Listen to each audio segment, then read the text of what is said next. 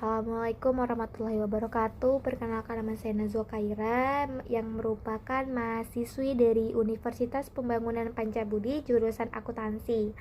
Jadi hari ini saya akan menjabarkan jawaban saya dari soal-soal pada mata kuliah pengantar akuntansi niaga, yang dimana soal-soal ini terbagi menjadi beberapa bagian.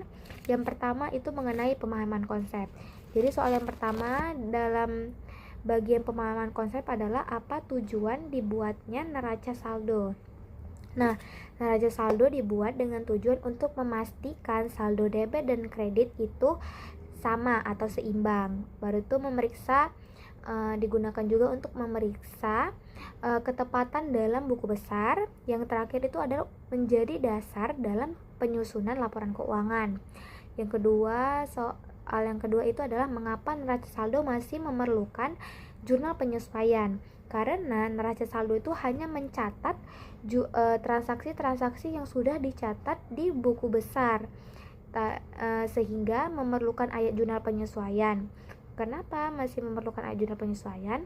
Karena ayat jurnal penyesuaian sendiri diperuntukkan atau berfungsi untuk mencatat transaksi yang tidak dicatat tersebut.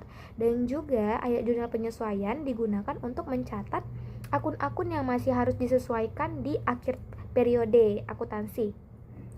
Yang ketiga itu sebutkan minimal 4 akun yang biasanya memerlukan penyesuaian pada perusahaan dagang. Jadi akun-akun yang biasanya memerlukan penyesuaian pada perusahaan dagang itu ada yang pastinya itu persediaan barang dagang, yang kedua adalah beban yang masih harus dibayar, 3 pendapatan yang masih harus diterima, dan yang keempat itu adalah piutang tak tertagih.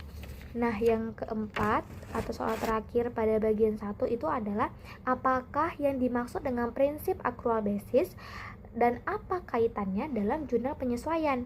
Nah, prinsip accrual basis adalah metode pencatatan akuntansi yang dimana transaksi ekonomi dicatat pada saat transaksi itu terjadi. Tidak peduli apakah transaksi itu sudah dibayarkan atau sudah diterima uangnya pada perusahaan. Jadi walaupun belum dibayarkan sama si customer, kita tuh tetap mencatat transaksi tersebut.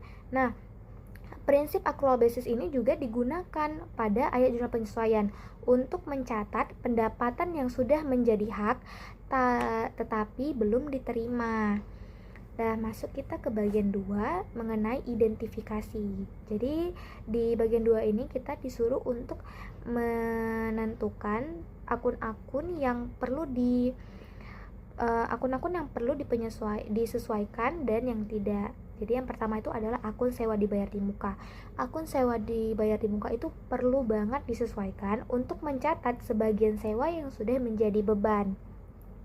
Yang kedua itu adalah persediaan barang dagang itu juga perlu disesuaikan karena pada awal periode akuntansi ya ada yang namanya tuh persediaan awal, yang dimana pada saat akhir tahun atau akhir periode akuntansi pasti persediaan awal itu tidak akan sama nilainya kan.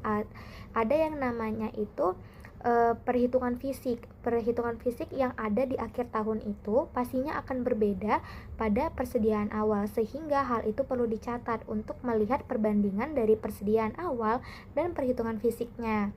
Nah, yang ketiga itu adalah peralatan toko. Peralatan toko juga perlu disesuaikan untuk melihat penyusutannya pada yang terjadi pada satu periode. Perlu kita ketahui nih ya teman-teman, aset perusahaan yang nilai gunanya itu lebih dari 1 tahun pastinya akan ada penyusutan per tiap tahunnya, sehingga penyusutan pada setiap tahunnya akan dicatat di ayat jurnal penyesuaian pada satu periode tersebut. Nah, yang keempat itu adalah beban gaji dibayar di muka. Beban gaji dibayar di muka juga perlu disesuaikan karena merupakan beban yang sudah terjadi tapi belum dibayar. Nah, masuklah kita ke bagian ketiga, yaitu mengenai dampak terhadap laporan keuangan. Jadi soal yang pertama adalah apa dampak jika persediaan akhir tidak disesuaikan. Nah, jika persediaan akhir tidak disesuaikan, maka HPP atau harga pokok penjualan dan laba akan salah. Akibatnya, laporan keuangan yang ditampilkan tidak mencerminkan kondisi yang sebenarnya. Yang ketiga itu jika beban yang masih harus dibayar tidak dicatat. Apa yang akan terjadi?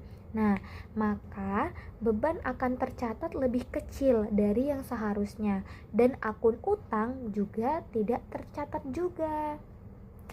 Kenapa seperti itu? Karena dalam akuntansi akun-akun ini berkaitan satu sama lain. Jadi kalau misalnya satu akun bermasalah, pasti akan berdampak di akun lainnya.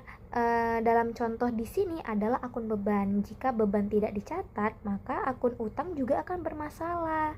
Karena akun utang berkaitan dengan beban yang tidak kita catat tersebut.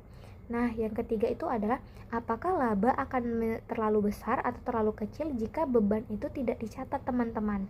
Nah, pastinya laba akan terlalu besar karena beban-beban yang harusnya mengurangi laba tidak kita catat dan itu akan menjadi masalah di kemudian harinya. Baru tuh yang keempat itu bagaimana pengaruh AJP terhadap laporan laba rugi dan laporan neraca. Nah, kita bahas pertama itu mengenai laporan laba rugi dulu ya. Nah, untuk laporan laba rugi AJP itu memengaruhi untuk memastikan pendapatan dan beban dicatat secara akurat. Nah, untuk laporan neraca itu untuk memperbarui nilai aset, kewajiban, dan modal sesuai dengan kondisinya masing-masing. Jadi guys, masuklah kita ke materi terakhir, yaitu pertanyaan refleksi yang dimana soalnya adalah mengapa jurnal penyesuaian sangat penting untuk menghasilkan laporan keuangan yang andal dan relevan bagi pengambilan keputusan. Jadi hal ini pasti tidak akan jauh-jauh dari tujuan si ayat jurnal penyesuaian ini sendiri, yang dimana seperti yang saya katakan tadi, jurnal penyesuaian digunakan untuk mencatat transaksi yang belum dicatat di neraca saldo atau mungkin salah dicatat di neraca saldo. Jadi dan kedua itu adalah untuk menyesuaikan akun-akun yang perlu disesuaikan di akhir periode. Jadi jika ada jurnal penyesuaian, maka akan dapat dipastikan laporan keuangan tersusun secara akurat dan mencerminkan kondisi yang sebenarnya, sehingga informasi yang dihasilkan akan menjadi andal, akurat dan relevan. Yang pastinya nih, jika laporan itu relevan dan akurat, maka akan menjadi hal yang bagus bagi pengambil keputusan, yang dimana keputusan tuh bisa diambil lebih tepat lagi. Sekian dulu penjabaran saya mengenai jawaban-jawaban pada soal matkul pengantar akuntansi niaga. Apabila saya ada kesalahan kata atau mungkin perkataan saya kurang dimengerti, saya mohon maaf. Wassalamualaikum warahmatullahi wabarakatuh.